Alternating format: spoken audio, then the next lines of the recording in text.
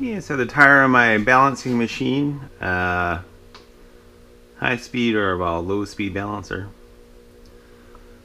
And it's just gonna do its thing. I'll just let it span around about 3 times.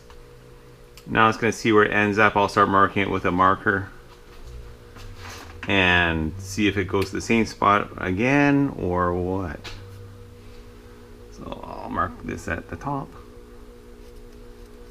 and give it another spin. And this will repeat for about 10 minutes, so I'll film the final weighting, or what I put the weights on. So I'm finding that's pretty balanced. Could give me random spots and it would kind of stop and then come back a bit and then stop and then go forward. So I kind of found split the difference between those points. But then I took a socket and I taped it on there just for experimenting. So that's maybe a couple weights worth of weight.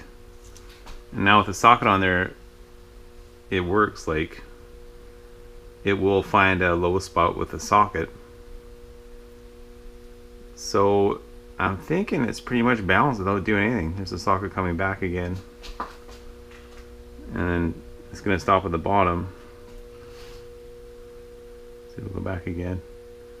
And there it goes. So it's definitely not that much out of balance, the weight of the socket. Considering the weight of this tire and drive pulley and brake, which is pretty heavy, it's got to be pretty balanced. So I'll take that off, and then when I take that off, it just stops wherever. So I'm not going to touch it. I'm just going to leave it as is. Not going to move the weights, the original weights or anything. There they are up there. So stop there, but that's just a random spot. Like, they'll stop anywhere. Let's see what it does here.